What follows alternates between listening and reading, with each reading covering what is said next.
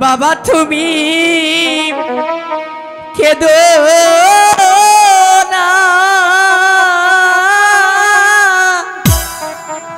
মাগো তুমি কেঁদো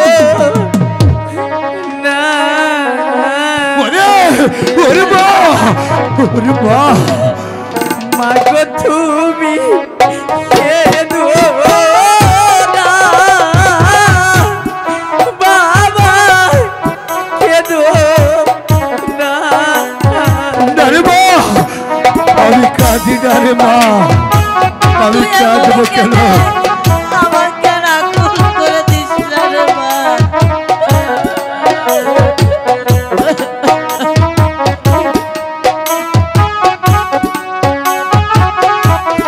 ঠাকুর তুমি আমাকে ধৈর্য ধরার শক্তি দাও বাবাই জানে মেয়ের দরদ ভাবে অন্যে কি তাই জানে রে বাবা কেঁদো না